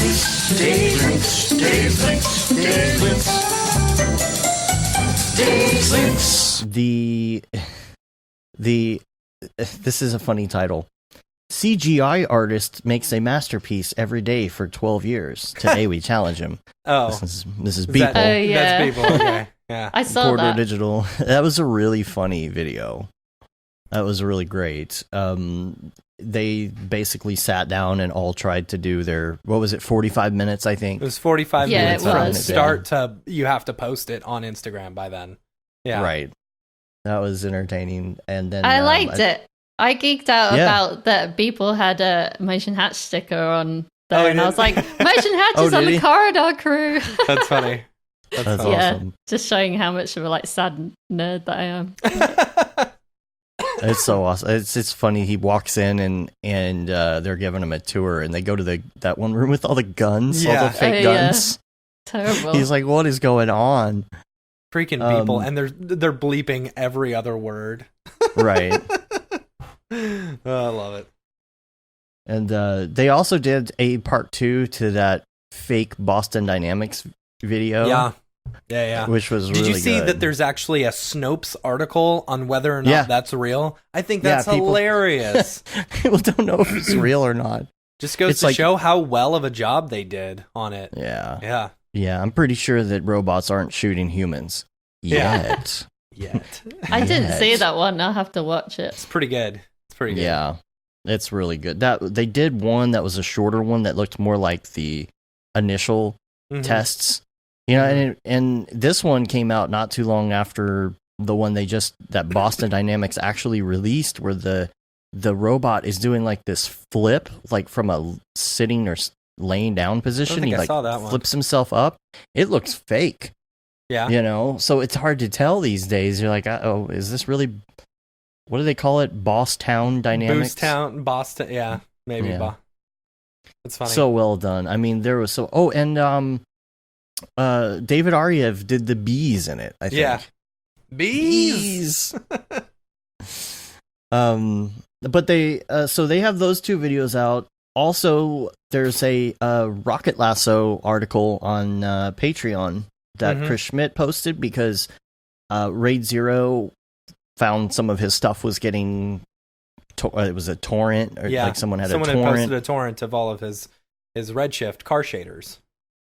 Yeah. So instead of like basically calling him out and doing the pitchfork mob mentality that comes along with a lot of the stuff that we do, he straight up talked to him and said, "Hey, dude, this isn't cool. Can you take it down? I'm losing money because of you." And so, sure enough, the guy was he went about it a whole different way than what we would normally do. It was very cool. Yeah, well, the thing is, That's when good. you see your friends getting their stuff ripped off, you really have a personal anger inside, and you want to take the pitchfork out. Yeah. It's rough. I know what you mean, though. It's like, I feel like Twitter especially is getting a bit, like sometimes it's not that. Yeah, you know what I mean? It's not like that nice sometimes. And I like Twitter's to the worst. Yeah, I bring hate some that nice place. stuff. Twitter, I only go to Twitter when I feel like being abused. Yeah. It's like a masochistic, with a relationship with Twitter. I hate it. Yeah, I mean, people say that YouTube is bad, but I don't know, all your community are pretty nice, so that's good. Oh, yeah. YouTube comments can be the worst. Yeah. It's like notorious, isn't it? Just random passersby, anonymous passersby, just yelling whatever they want, Yeah. But so the main thing about this whole deal is that the guy, I guess, who had posted it was also working on his own packs, his car own shaders. Material car shader packs, and so everybody's like, "Well, are you just taking this and repackaging it?" Yeah, and that's what it looked like. Apparently not, but supposedly he wrote something and he said, "Look, here's a response. I realize the error of my ways," which is great, because what Chris said is, we didn't destroy someone's career or whatever, because that is that mentality. Well, you said you did one thing wrong, your career is over. I did find it kind of perplexing, though, that somebody who is working on their own would have done that, because you would think that that would have been kind of a given. I understand, like, if the 14-year-olds are stealing the stuff and posting them on CG Peers or whatever, but if you're making your own thing, like, I know what it's like to have my stuff stolen, so, like, I don't feel like that. It just baffles me, but yeah. Lesson learned for somebody, at least. Way to be the bigger man, Phil, because I wouldn't have been. Oh, I was so tempted to comment. That was good. Yeah. Well done, Phil. Yeah. I believe in you. I think that's great. Well done. Yeah. Also wanted to mention the X Particles Challenge 2019. Yeah. Yeah, that's what's the website for that? x-particles-challenge.com. So check that out. There's 48 days left, and Andy will be on the show next week, actually, to talk about that a bit. So, and then lastly, forgot to mention this a couple weeks ago, Jan Sladeko's Silly Wheel Part 2 is out. I think that's the one with the melting car in it. Yeah, that one's pretty cool. Put a link to that and check that out as well. I don't see any other questions, but we'll wait and see if any other questions come in. But in the meantime, let's do some Beeple's People. Beeple's People, where'd you get that Greeble? Beeple's People, what's up with that guy? Yeah. I don't think I been a really while. understood, like I didn't, like, when I came on, I was like, who's Beeple? Like last time, but now I'm like, now I've met Beeple like a few times, and I'm like, oh my god, yeah, now I know who Beeple is. You just see those khakis coming. Yeah. I'm going to pull out my Beeple viewer of choice here. For me, that's Twitter. And I'm going to pull up, let's see, which one. We technically have 4, but one of them it's just to show it real quick. I'm going to go to October 24th, Year of Our Lord 2019. Oh, you're going back far. Well, it's been quite a few weeks since we've done Beeple's People, just because we had like the mega show and stuff. Yeah. So let's see, the 24th is going to take me a second to get back to. Is this, okay, I chose this Second one. Chance? Second Chance. Yeah. Now, I have a reason for this here. Let me pull it up for the live stream. The reason I pulled this up is because this felt very old school Beeple to me. Yeah, I like it. I like it a couple lot. years ago.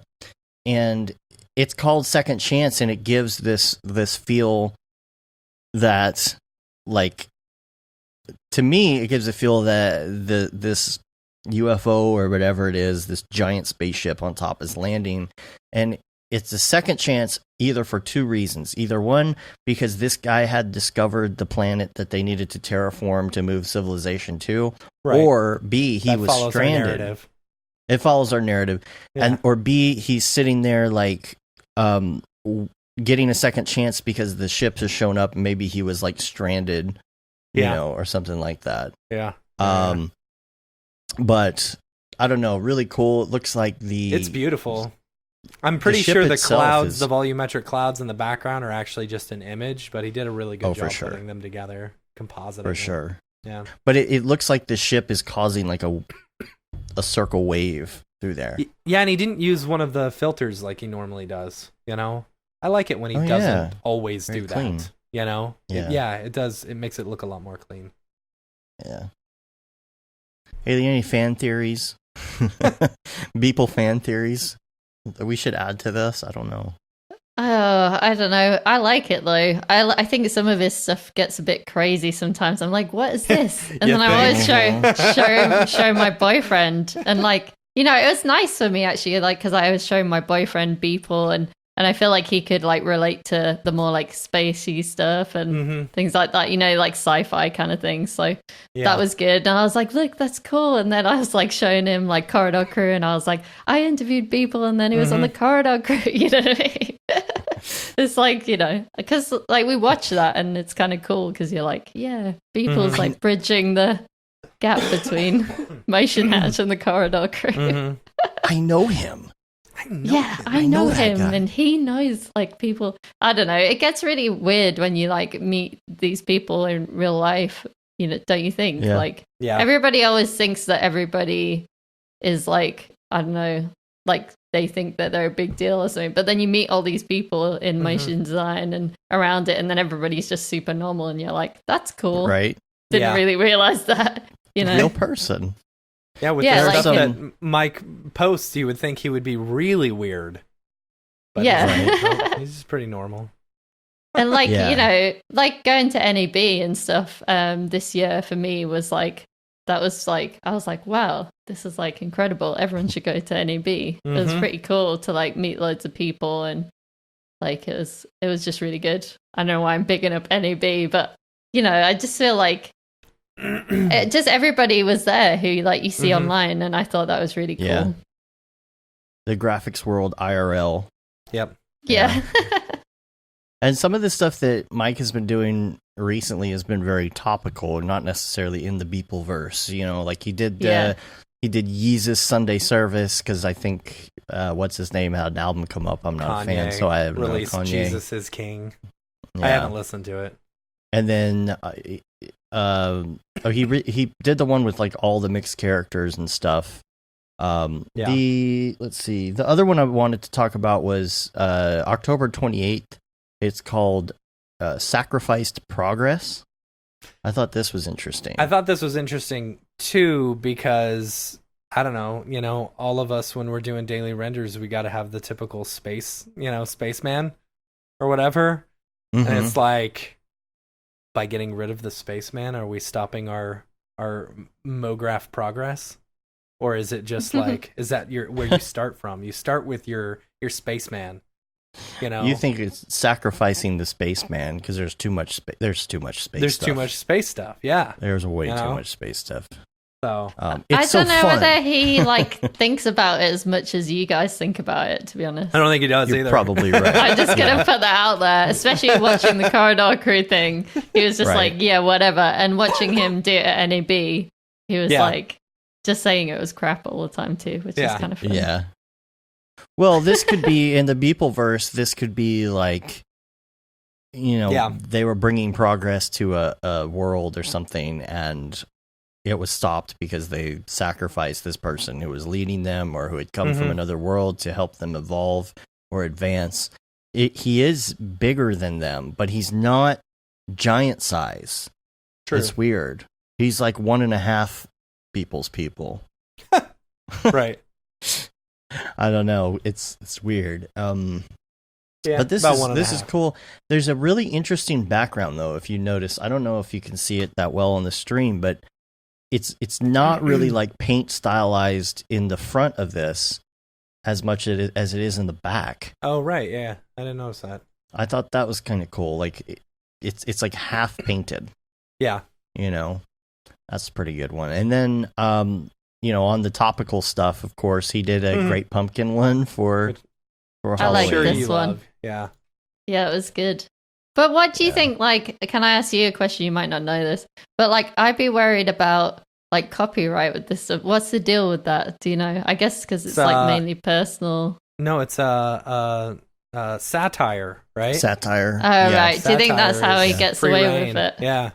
Yeah, I think at okay. some point I asked him about that, and he said he's never had an issue with that before. Yeah. So, Because I know that he licensed some of his stuff sometimes, so that Yeah. we were talking Right. about it on the Motion Hatch podcast. So I just Yeah. thought, I was like trying to think, like, well, would he license this? Because, like, obviously, like, it has, is that like Oh. Charlie Brown, Yeah. like, character? I don't think any company would try and license something that they felt would be potentially infringement. You know. Yeah, that's true. They definitely So, like, can't sign a morals clause with him. yeah. Yeah. And then the last one I wanted to bring up was Elon Musk. This is October 30th. This is I like great. it. Yeah. This is homage to Elon Musk pledging to plant 1 million trees in the what's the name of it? It's Mr. Beast's 20 million trees goal. Yeah. Um, Teamtrees.org.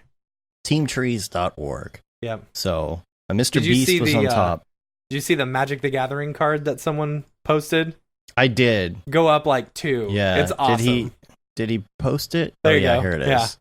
Yeah. Treelon. Legendary creature. That's Whenever good. Treelon enters the battlefield, create X. X.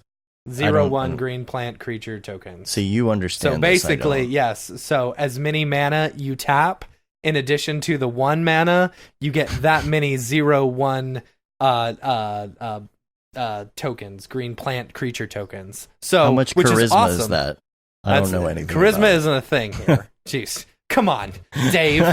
I don't know what, like, you. I know I'm pretty nerdy, but I just don't. This is like, you know, too much. For Magic me. the Gathering is the best. It's so Yeah. good. I don't get it. I But loved the- playing at camp. It was so much fun.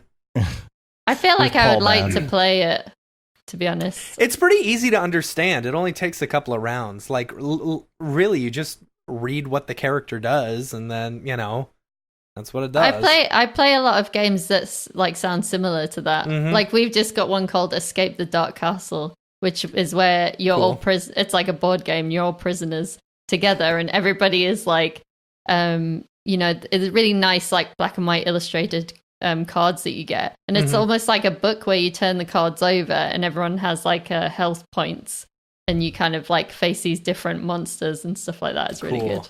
That's cool. So Yeah, that's you my like Magic the recommended Gathering. game. Yeah. Yeah. Are you planning on coming to NAB this year?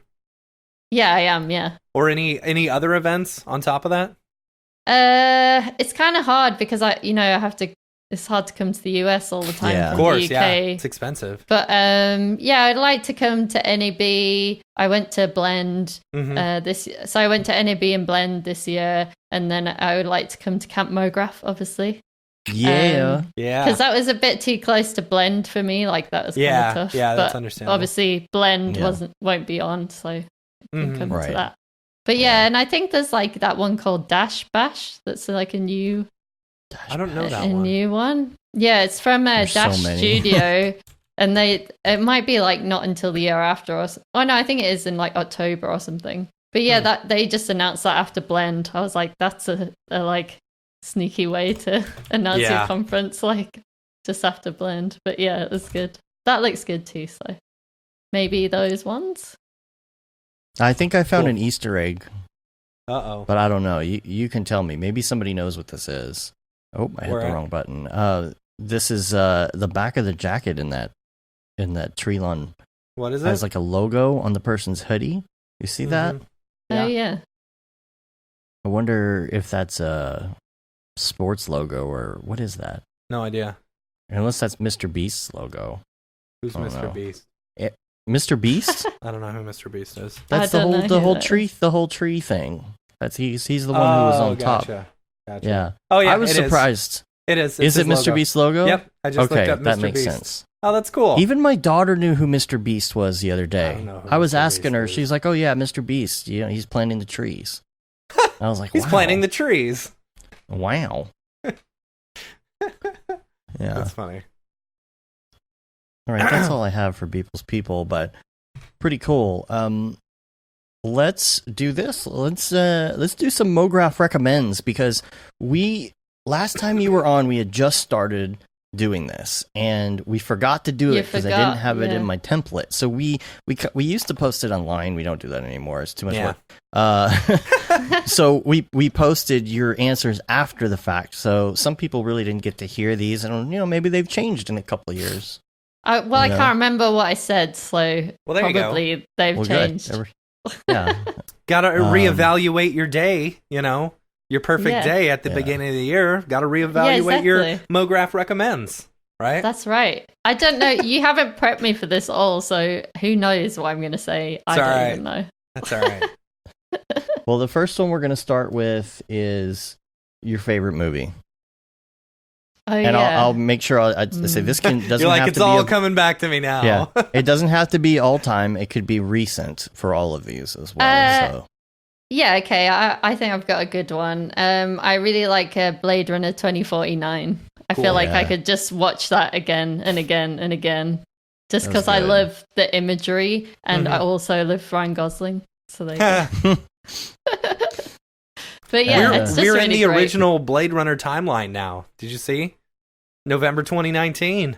Oh, right. Yeah. Oh Mhm. my God. Oh, I never wow. thought of that. Yep. Oh, that's what I'm going to Wow. go and tell my boyfriend like straight after this.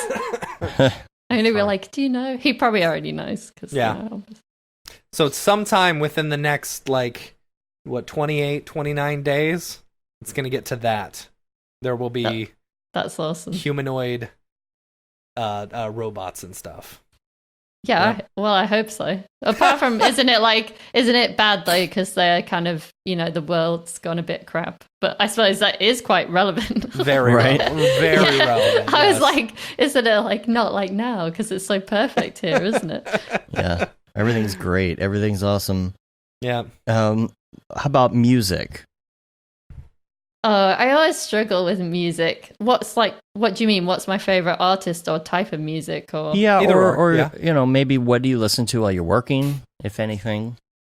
I listen to podcasts while I work, but not really when I'm doing a podcast, obviously. And my favorite artist recently is probably like Aldous Harding. I don't know whether you know her. She's a bit weird. Her YouTube videos are pretty fun and interesting. So if anyone wants to, What's like, her name again? Like weird Look on her weird on a Bjork level, or I think she's like trying to be that kind of thing. Yeah. yeah. What's her name Like again? her videos, Aldous Harding. Like her videos are kind of like, it's a bit like ethereal sort of sounding music sometimes, like kind of a bit on the kind of indie vibe, but then her videos are kind of quite arty. And when I first saw her, I actually hated her. I was like, oh, she just looks so smug or something. But then like after a while, you kind of get into it and you're like, yeah, this is good. That was me with Smug the Bjork. Magnetic Fields. I hated them the first. I bought one of their albums. It was Distortion was the name of their album. And I was like, Yeah. So I didn't have a CD player in my car at the time, and this really wasn't that long ago. so I was working at a place that transferred VHS to DVD or whatever. So I transferred the CD over to a cassette tape so that I could listen to it. And I popped it in my car and I was like, oh, it was a terrible transfer. This was super messed up. And then I went back to listen to the CD, and it sounded exactly the same. I was like, oh, this is just shitty music. But then the more and more I listened to it, the more and more I fell in love with them. Yeah, like I think my boyfriend's quite influenced by them, and we were in a band together. So Yeah. maybe you would love or hate our band. I don't know. Who knows? That's funny. Oh, EJ's in the chat now. What's up, EJ? Look at all the peaches. Is that a line from Aldous Harding or something? I don't know. How do you celebrate? Yeah, the I don't music know is what's like going on. super chill, but her music video is weird. Yeah. I think that maybe EJ's saying about the barrel. Yeah, I love Yeah. the barrel. Song. Oh yeah, that's what I'm watching right now. Her weird Yeah, it's dancing. great. That's It's like funny. this, isn't it? It's like, Yeah. oh, no one's going to be able to see on the podcast. I can't see because my Yeah. screen's too thingy, but she goes like this. Maybe you'll warm up to it, Matt. It's like me with Skrillex. I didn't get it at first. Well, the music is very pretty. Yeah, the music's good. You just have to keep watching her until you like really like her. Like what I think I recommend is listen to the music and Yeah. don't watch the videos. Yeah. And then watch the videos afterwards, and then you're like, yeah, okay. Show. Oh yeah, the ferret to the egg. Yeah, that's like my favorite line. Show the show ferret the to the ferret egg. to the egg. But the Yeah, egg- what does it mean? Wow. In So the no one world? knows. Are you just making up random words and saying them? Well, love like lamp. It's EJ, the South Park EJ's on manatee board, thing, so- right? Just never mind. Just make things up. I like that EJ likes Aldous Harding. Well, I assume because otherwise, why does he know all the lyrics? Yeah. All right, let's go to the next one here. Favorite TV show. Oh, TV show. I'm trying to think of like what I watched recently that was good. This is really hard. You guys should have prepped me for it because I have Sorry. to think. Can you like talk about something? I'll talk about something. Have you watched Oh. Have you watched the show Episodes? It's with Oh yeah, oh man, we just finished it last night. Oh. It's so good. I With, absolutely love that Matt show. LeBlanc. Yeah. Matt LeBlanc plays Matt LeBlanc. Started watching yeah, it's it. great. Yeah, it's pretty good. It takes about 4 episodes to really get into it, but holy Yeah. cow, it is so good. Mm-hmm.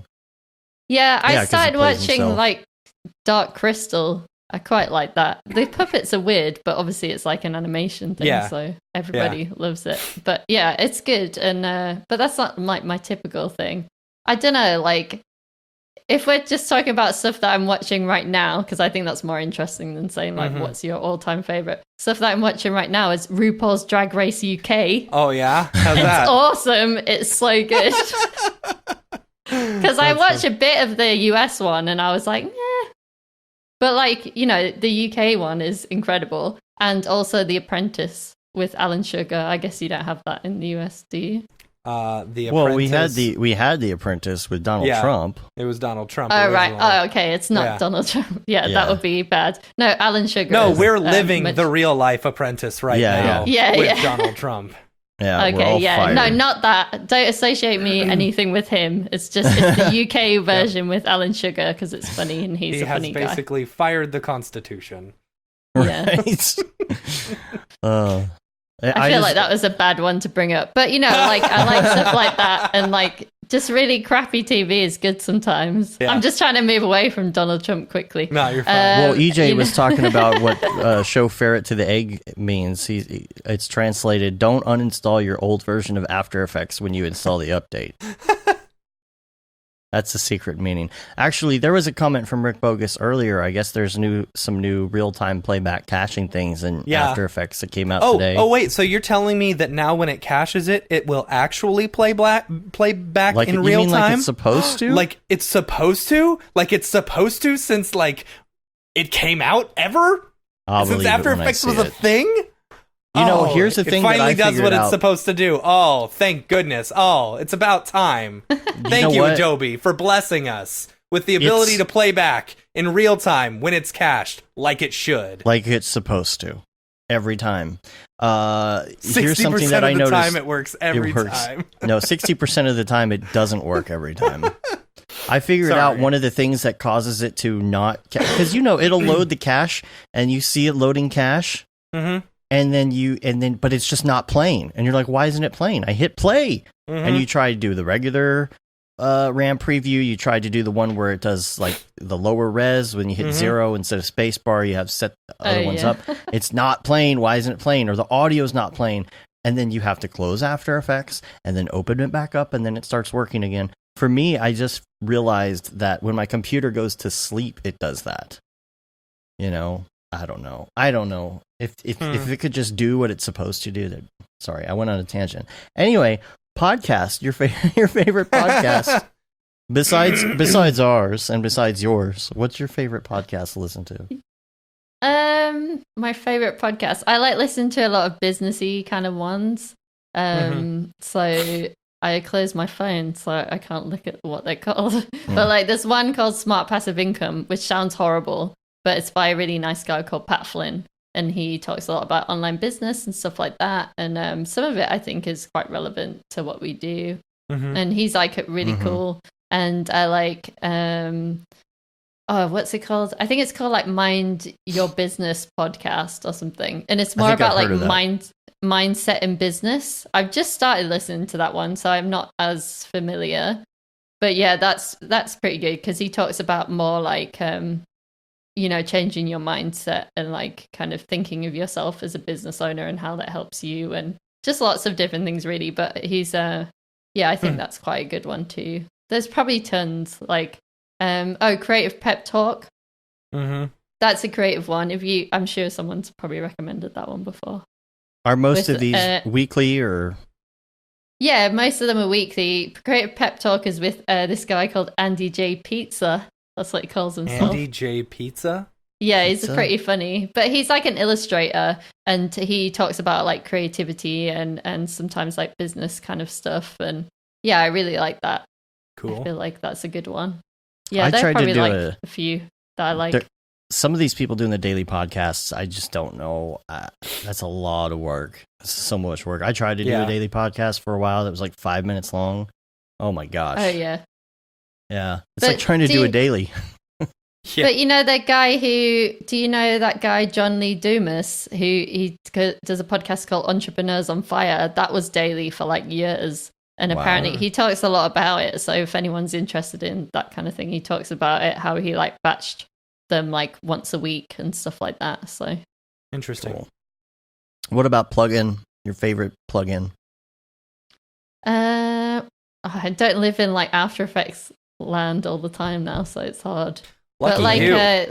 Yeah, I know. Didn't you just hear? They can finally play back cached files. Yeah, but like I like GIF Gun. You know, that's a classic. GIF Gun? What is that?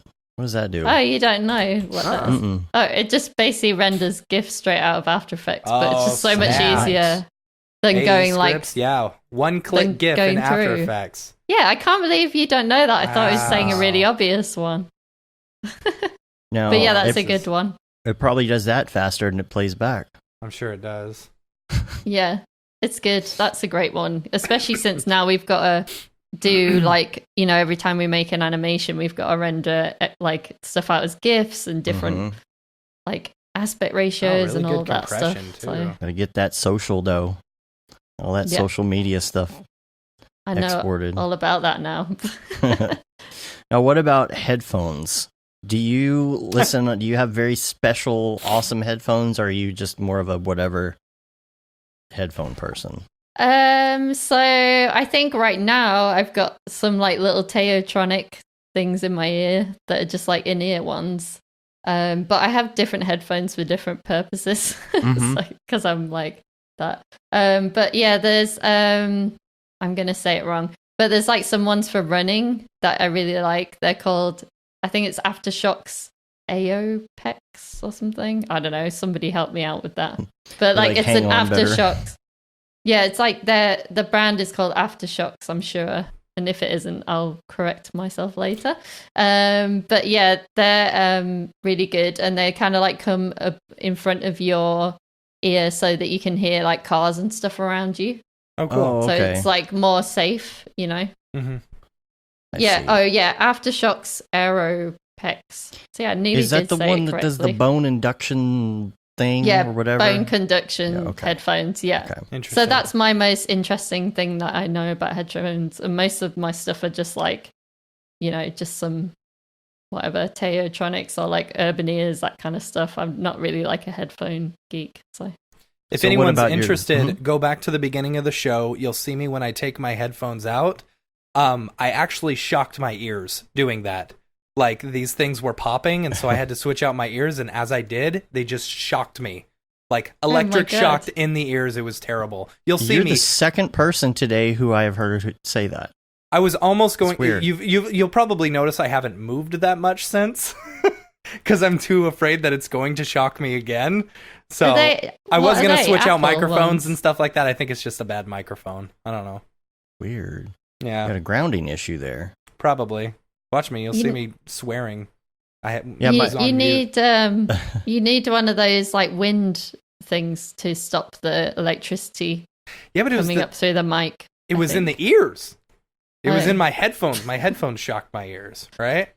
Yeah, because I've had it on mics before when I've was Yeah, me too. singing in bands and you're playing guitar Yeah. or something, and then Yeah, it's awful. That's weird. Yeah, one of my friends posted that on Facebook actually today, that she shocked herself through her ears. Mm-hmm. And I was like, you're just hinting that you want your husband to buy you Bluetooth headphones for Christmas. No, I get it. But yeah, you're using like Apple headphones, right? The Yeah. old That's your ones, problem. yes. That's your problem. Well, I was using the newer ones, and then I switched over to these old. I don't have any other headphones besides. They're my so Bose. old, the electricity has just built up in the inside. Yeah, And- that's what it is. yeah. Well, now I don't feel bad because I thought you were going to be like headphone nerds, but now No. I feel like my recommendation was quite good. No, With it the was running much ones. better than ours. We are headphone nerds off air. Like, these are Nah. just crappy headphones, but of course I'm with my Bose. You know Yeah, it. All about them Bose dough. just like the Bose. That's about Yeah, it. because when you're doing podcasts, you have to like, I've got these headphones going into like a Focusrite 2-in-2 thing, which is Mhm. like, it's like the interface for the XLR mic, basically. If we want to get geeky about this stuff. Well, the reason that I wear these is because the Bose are so good at noise canceling that I won't be aware of my surroundings. You know, It's true. like the Yeah. people mowing the lawn next door that's so loud that you can't even hear me speak. On Yeah, the show, that's what you happened know? last week, right? Yeah, The people started mowing the lawn, and then you Yeah. had to up your Well, gate. usually that's not a big deal, except I had to lower my gate because of my Mhm. microphone problems. Yeah. You know, it's a lose-lose situation. Lose, All lose. right, let's go to your favorite app. Oh, my favorite app. Yeah. Oh, I've got a good one. I think I said probably the same thing last time. I was gonna say Asana by how much you've been, you know. Oh, I was thinking like mobile app. All right. But yeah, Yeah, well- mobile. What no, mobile I app? want to say a meditation app, and I would say either Headspace or Insight Timer, because I think Oh, that's okay. a good recommendation for people. Because I feel like doing like a 10-minute breathing meditation every day or something like that can really, really help. You know, Oh yeah. Mhm. especially sure. as people who get quite stressed and do a lot of, you know, kind of working in front of a computer and stuff. I feel like you need to give yourself space and just Yeah. to relax. And so, yeah, I think that's good. That's better than like some productivity thing, I Mhm. think. And then Cool. speaking of productivity, this is always the difficult one. Your favorite life hack? Oh, yeah. Oh, I knew that. I knew I asked you to prep me on this beforehand That's for the a toughie. reason. Yeah. Your favorite life hack? Uh-huh. Oh, my God. Asana. Asana. Just No. use What do you Asana. mean? Like, give me some examples of what other people ahead, have Dan. said. Well, And then we always give Mitch Myers life hack, which is turn your toaster on its side so that you can make some bomb-ass grilled cheese. right. I've tried it. I posted it on Instagram and tagged him. Hashtag bomb ass grilled cheese. Hashtag bomb-ass grilled cheese. Yeah. I don't know whether I do anything that other people wouldn't do, really. I just think, like, maybe I'm boring. I don't know. I just can't think right now. And then afterwards, when we go off air, I'll be like, God damn Yeah. it. Like, I should have said that thing. But, like, I don't know. My things at the moment, I think I've already talked about all my things. I don't know if they're life hacks, but just like get out and do some running, do some yoga, No, that's do a some good. That's a meditation. good life hack. Yeah. Yeah, that You is a know? good You were one. saying spend at least like 10 minutes, Mhm. Yeah, exactly. Yeah, like, you know? it's like that kind of do a bit of self-reflection. Mm-hmm. I feel like it's a bit too serious, though. I want to think of like a cool Nah. one, but I can't. I'm just like, I'm all about like, yeah, you just gotta like, do a 5-minute meditation every day and kind of like, think about what you want to do. Like, it sounds a bit, oh well, I'll give that to the people and they can do with it what they will. That's a good one. Totally. EJ says ABC, always be grilled cheesing. No. No? Fired? Get back to work, EJ. Yeah. Oh, all right. Well, I think we're going to get out of here. We really appreciate you being on and sharing some knowledge, dropping knowledge bombs about business with us. If people want to find you, where can they find you online? Yeah, so the best place would be to go to motionhatch.com or follow us on any of the social medias where it's just at motionhatch everywhere, basically. Everywhere. So Okay, cool. just at motionhatch across the board and you'll find me. And yeah, if anyone has any follow-up questions or anything, just hit me up. I always like talking to people. You can come and join the Facebook group. We just have a free Facebook group. If you go to motionhatch.com/community, you can sign up there and we'll send you a link. Awesome. Cool. Well, we're going to get out of here. You can rate us on iTunes, leave a review. It helps get our ratings up. You can also subscribe. That helps us on your podcatcher of choice. The newsletter, if you're subscribed to that, there's going to be one going out this week. We try and do that on the monthly now. Give you all the updates about the parties because we're the party people. Yeah, apparently. Definitely sign up for that and sign up for the Camp Mograph newsletter as well. CampMograph.com. You're going to want to do that because you might be hearing something in the next week or so. Never know. Maybe yeah, not. exciting. Yep.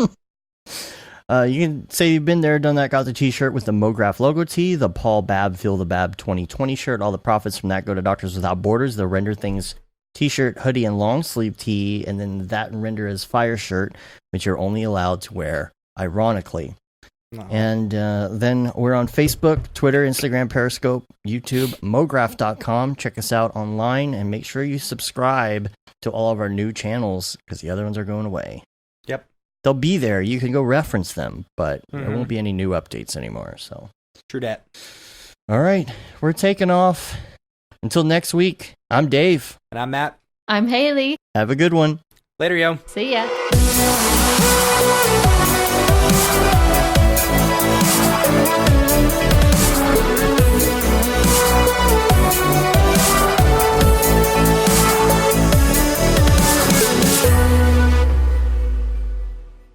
It's pretty good, I guess. Mograph.com, an online resource for motion graphic artists. Start your week with the Mograph Podcast. Industry news, interviews with your favorite artists, and terrible humor. Watch live shows and interviews from Mograph events like NAB, SIGGRAPH, Half-Res, and local meetups. Our Mograph Talks feature live demos and motivation from artists all around the world. Sometimes you gotta make stuff that you're not gonna put on your reel, and I'm not here to judge. What if Rick and Morty show up for the countdown at midnight? That's where I peaked in life, in my career. We gotta stop this thing, Rick! It's gonna kill us all! Hear from the people that create your software, design your render engines, and artists that are changing the face of modern motion graphics. You get that render done. Yeah, you better frame what? Mograph tutorials and online classes will teach you about Cinema 4D, After Effects, as well as other popular software and render engines. Throw in the HDR Studio, take the render settings, pick the HDR, put in a reflection, and gorgeous. Branch into new software. Learn time-saving tips, techniques, workflows, and lessons that'll keep you up to date in the world of motion design. Oh, brother, those are some of my favorite elves. I love projects that scare me. When our art director comes to us and asks for something that I had never done before, man, it gets me pumped. Join the conversation in our live sessions. Check out our plugins or join the hundreds of daily active users in our Slack channel for technical help, advice, contests, or just to joke around. Real nice banana. Ah, that's so funny. All right. I'm gonna live forever. Subscribe today and get the latest updates on our YouTube and other social media channels. Take all your dreams and just do it! We don't care how you get here, folks. Just get here. Subscribe to Mograph.com.